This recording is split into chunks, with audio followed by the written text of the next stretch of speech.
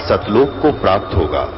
वो परमेश्वर कौन है, कहां है, कैसा है, जानने के लिए कृपया अवश्य सुनिए जगत गुरु तत्वदर्शी संत रामपाल जी महाराज के अमृत वचन।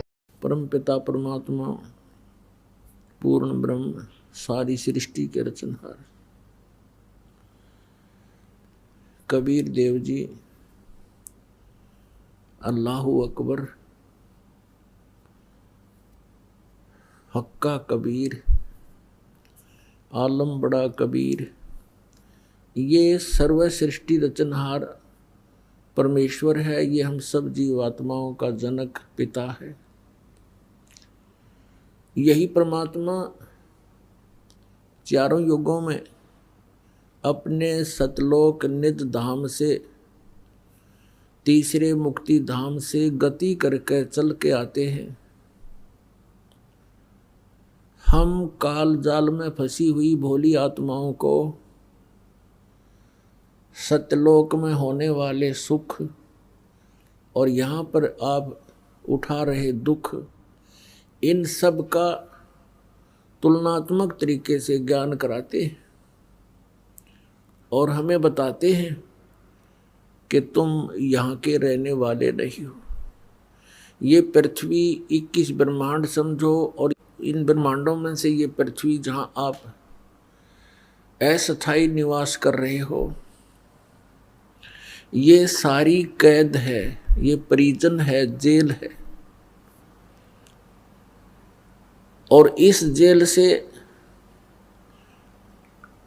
आप कैसे मुक्त हो सकते हो, इसका ज्ञान कराने के लिए परमेश्वर स्वयं आते हैं।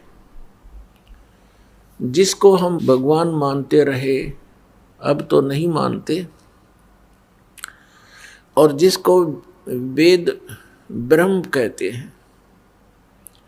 श्रीमद् भगवत गीता में जो अपने आप को कहता है मैं काल हूँ, 11वें अध्याय के 32वें श्लोक, जो श्री कृष्ण जी के अंदर प्रवेश करके बोल रहा है,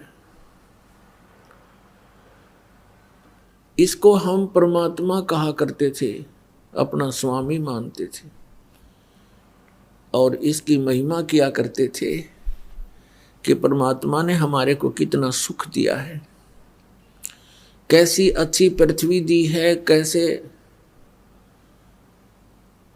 मनोहर झरने बनाए हैं, पृथ्वी के अंदर मीठा और खारा जल बनाया है, कैसे रोक रखा है, कितने अच्छे पदार्थ दिए हैं, काजू किस्मत सेब संतरे और ये सब बाजरा ज्वार गेहूं कनक सारी, और कितनी अच्छी हवा चलती है, कैसे मौसम बनाए हैं, कैसे दिन रात बनाए हैं। लेकिन हम इन खूबियों से हम इसको भगवान मान रहे थे। अब परमेश्वर कबीर देव जी ने, कबीर साहब ने आकर के बताया कि इस झूठे सुख को सुख कहे, यो मान रहा मनमोद, ये सकल चबीना काल का, कुछ मुख में कुछ गोद। ये परमात्मा जो हमारे पिता हैं, सबके जनक हैं, जो हमें इस काल की कैद से छुड़वाने की विधि बताने आते हैं, ज्ञान बताने आते हैं। यही परमात्मा सन 1398 संवत 1455 ज्येष्ठ सुदी पूर्णमासी को अपनी महिमा अनुसार, अपनी लीला अनुसार, विधान अनुसार जो प्रत्येक युग में लीला करते हैं,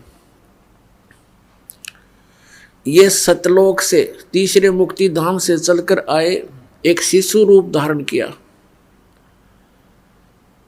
और जैसा कि परमेश्वर की महिमा में लिखा है कि वो जंगल में, वन में, किसी सरोवर में, तालाब में कमल के फूल पर आकर विराजमान होते हैं, जिस कारण से वो नारायण कहलाते हैं।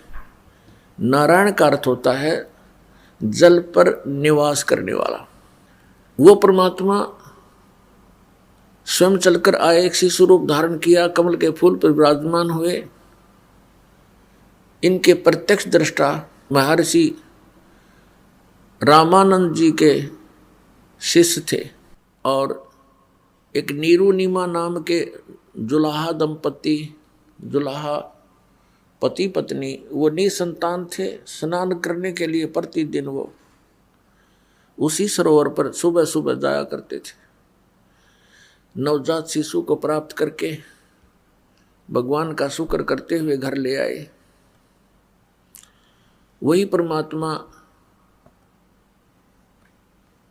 थोड़े से बड़े हुए, 5 वर्ष की आयु से ही अपने जिस उद्देश्य को लेकर आए उसको प्रारंभ किया।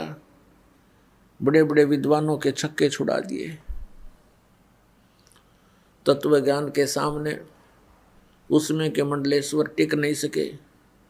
लेकिन अफसोस है कि हम सभी प्रजा उस समय अशिक्षित थे और इन अज्ञानी ऋषि महर्षि मंडलेश्वरों का दाव लग गया कि कबीर क्या जाने सदग्रंथों के गूढ़ रहस्यों को, क्योंकि सभी सदग्रंथ जैसे पवित्र 4 वेद, पवित्र श्रीमद् भगवत गीता, पवित्र 18 पुराण आदि आदि, ये सभी सदग्रंथ